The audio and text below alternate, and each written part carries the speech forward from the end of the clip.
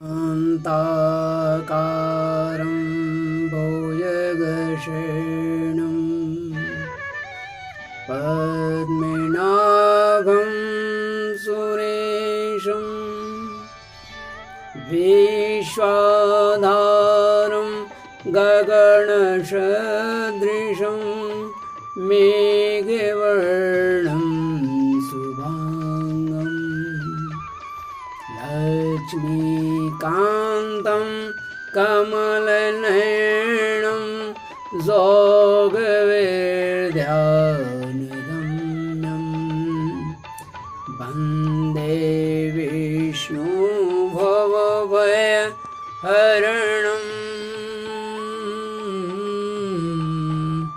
सर्वलोकैकनाथं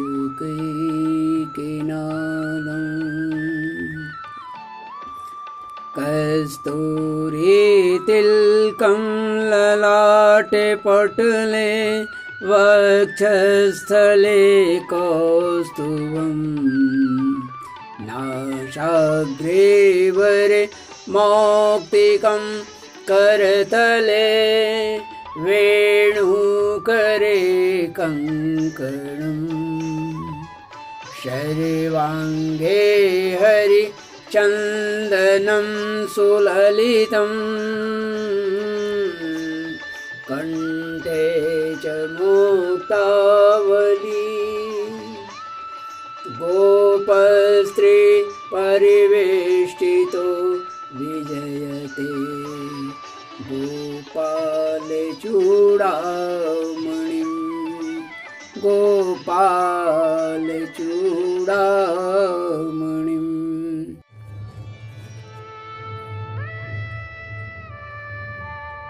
अथ 10वां अध्याय प्रथम खंड के प्रथम स्कंद के 10वें अध्याय में श्री कृष्ण भगवान द्वारका के लिए गमन करते हैं। शौनक उवाच,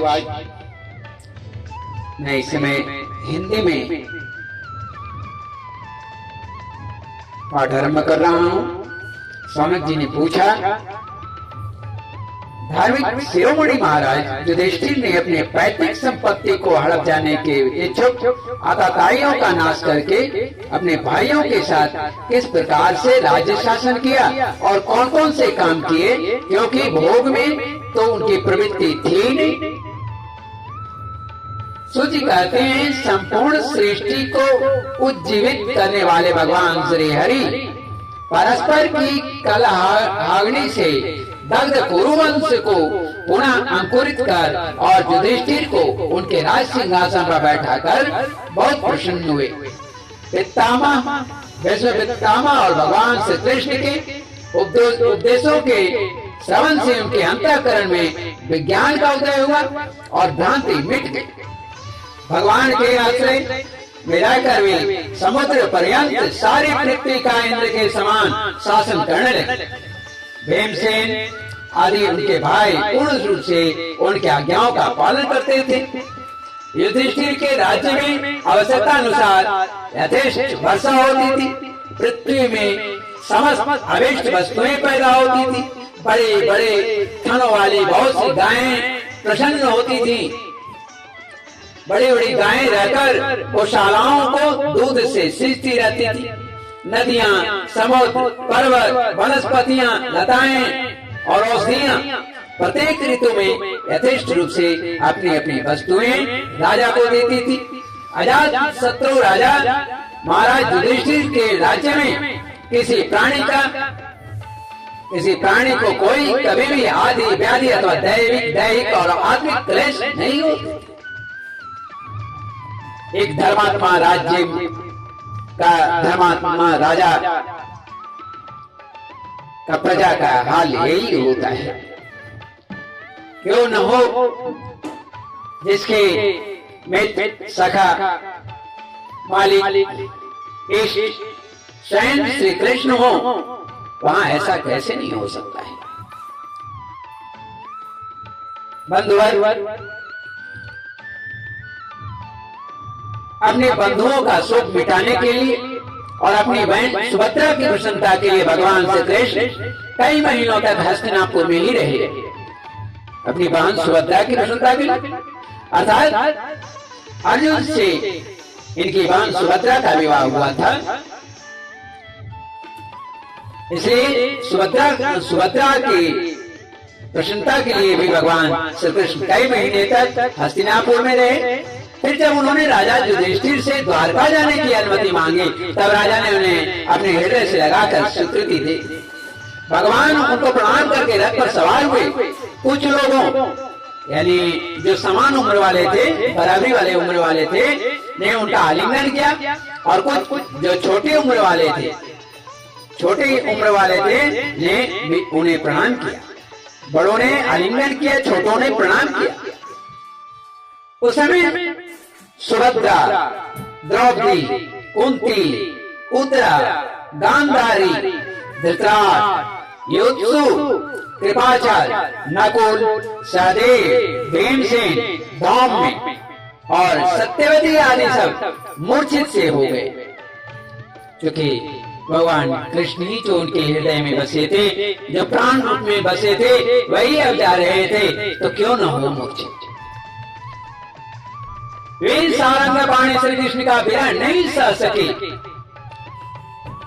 भगवत भक्त सत्पुरुषों के संग से जिनका दुसंग मिट गया हो, छूट गया हो, जो भगवान की संगत में आने से, भगवान की भक्ति में आने से जिनका पाप कर्म जल चुका हो, जो सिर्फ हरि मय हो गया हो, वह विचारशील पुरुष भगवान के मधुर मनोहर स्वेश को एक बार भी सुन लेने पर उसे छोड़ने की कल्पना नहीं करता। उन्हीं भगवान के दर्शन और स्पर्श से, उसके साथ आलाप करने से तथा साथ साथ सोने, उठने, बैठने और भोजन करने से जिनका संपूर्ण हृदय उन्हें समर्पित हो चुका था, वे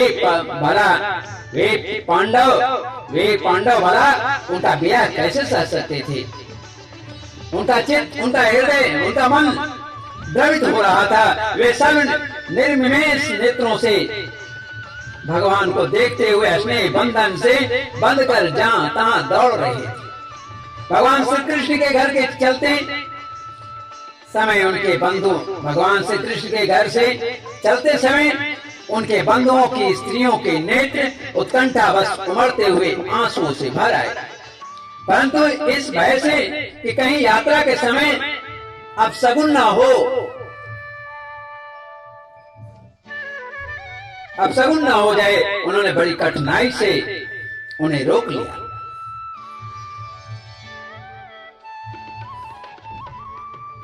भगवान के स्थान के समय, भगवान के प्रस्थान के समय मृदंग, संग, भेरी, वीणा, ढोल, नरसिंगे, धुंधुरी, नगाड़े, घंटे और दुदुम्बी आदि बाजे बजने लगे।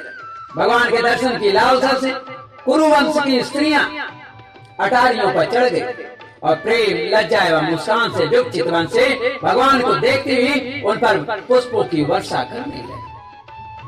उस समय भगवान के प्रिय सखा घुंघराले बालों वाले अर्जुन ने अपने प्रियतम श्री कृष्ण का वह श्वेत छत्र, जिसमें मोतियों की झालर लटक रही थी, जिसका डंडा रत्नों का बना हुआ था, अपने हाथों में ले लिया।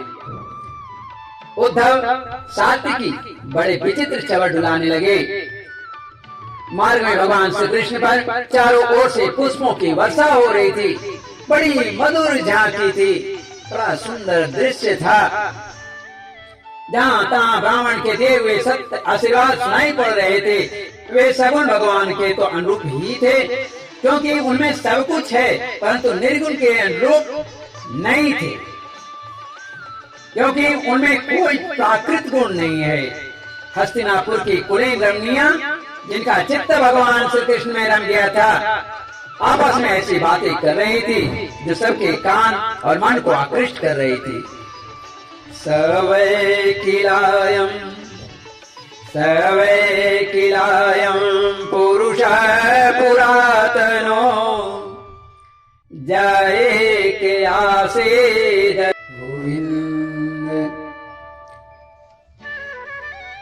सर्वे किलायं किलायां पुरुष पुरातनो जय के आसेद विशेष आत्मनि अग्रे गुलेभ्यो जगदात्मनेश्वरे निमिलितात्मन् निशिशोक्तशक्तिषु स एव भूयो निजवीर्यचोदितां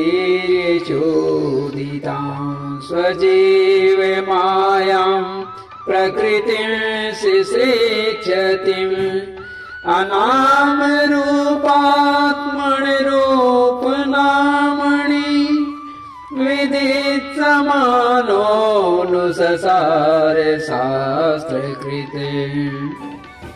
वे आपस में कह रही हैं कि सखियों, ये वे ही सनातन पुरुष हैं जो प्रलय के समय भी अपने अद्वितीय निर्विशेष स्वरूप में स्थित रहते हैं। उस समय सृष्टि के मूल ये तीनों गुण भी नहीं रहते। जगदात्मा ईश्वर में जीव भी लीन हो जाते हैं और महत्त्वादी समस्त शक्तियां अपने कारण अव्यक्त में सो जाती है। उन्होंने ही फिर अपने नाम रूप रहित स्वरूप में नाम रूप से निर्माण की इच्छा की तथा अपने काल शक्ति से प्रेरित प्रकृति का, जो कि उनके अंशभूत जीवों को मोहित कर लेती है और सृष्टि की रचना में प्रवृत्त रहती है, अनुसरण किया और व्यवहार के लिए वेदांत शास्त्रों की रचना की। इस जगत में जिसके स्वरूप का साक्षात्कार जितेंद्रिय जोगी अपने प्राणों को बस में करके भक्ति से प्रफुल्लित निर्मल हृदय में किया करते हैं, ये श्री कृष्ण वही साक्षात परब्रह्म है।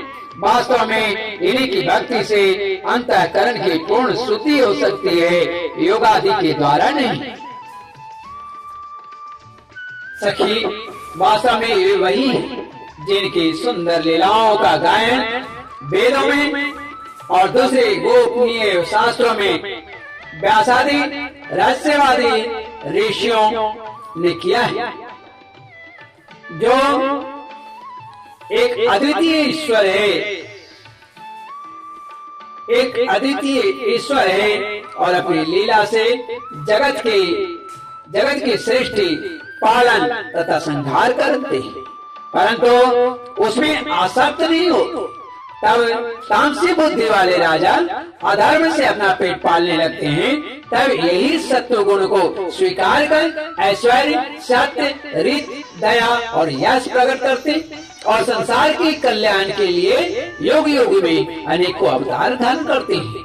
और यह यदुवंश परम प्रशंसनीय है, क्योंकि लक्ष्मीपति पुरुषोत्तम श्री कृष्ण ने जन्म ग्रहण करके इस वंश को सम्मानित किया है। वह पवित्र मधुवन ब्रजमंडल भी अत्यंत धन्य है, जिसे इन्होंने अपने शैशव एवं किशोरावस्था में घूम फिर कर सुशोभित किया है। बड़े हर्ष की बात है कि द्वारका ने स्वर्ग के यश का तिरस्कार करके पृथ्वी के पवित्र यश को बढ़ाया है। क्यों न हो, वहाँ की प्रजा अपने स्वामी भगवान श्री कृष्ण को, जो बड़े प्रेम से मंद मंद मुस्कुराते हैं, उन्हें कृपा दृष्टि से देखते हैं, निरंतर निहारती रहती है। श्री कृष्ण को जो बड़े प्रेम से मंद मंद मुस्कुराते हुए उन्हें कृपा दृष्टि से देखते हैं, निरंतर निहारती रहती है। सखी,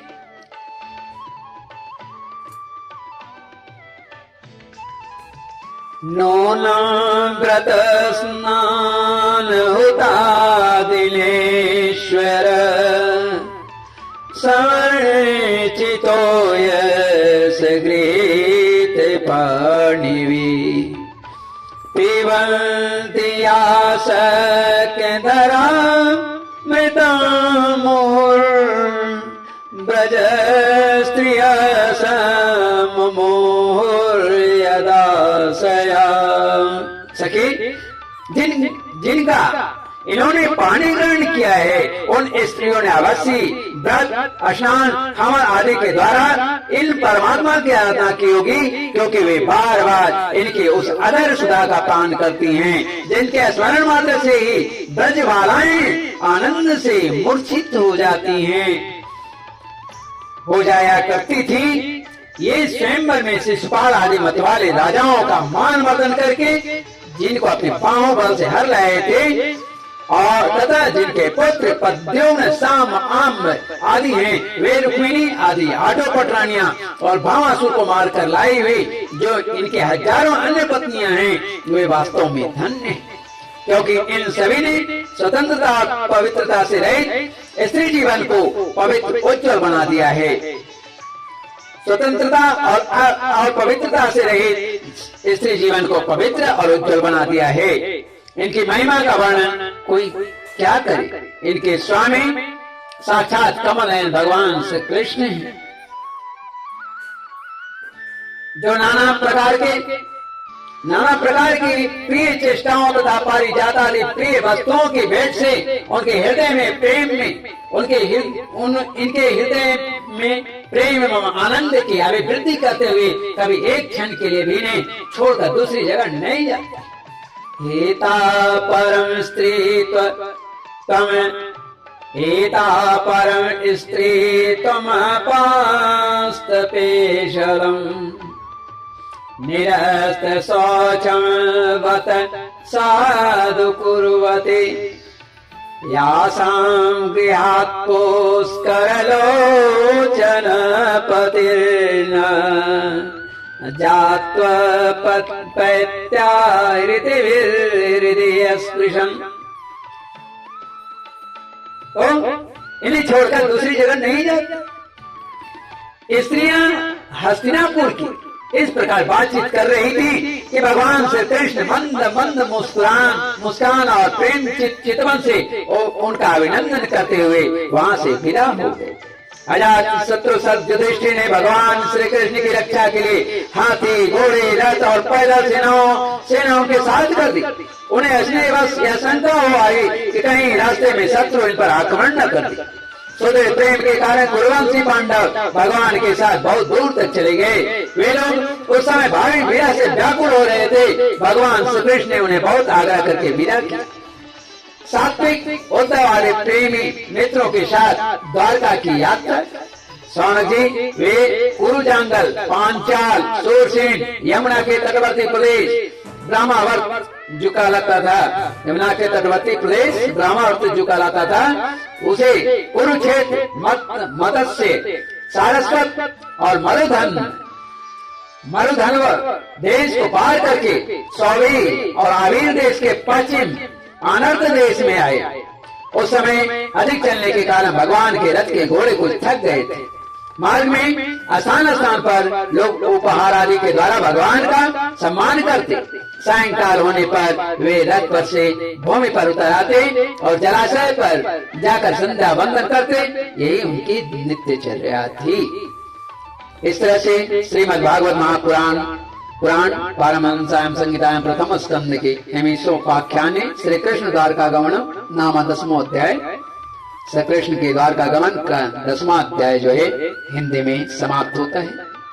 पुनः संस्कृत में आरंभ करूंगा। श्रीमन्नारायण नारायण नारायण गोविंद नारायण नारायण नारायण हरि हरि नारायण नारायण नारायण माधव नारायण नारायण नारायण गोविंद नारायण नारायण नारायण श्रीमन्नारायण नारायण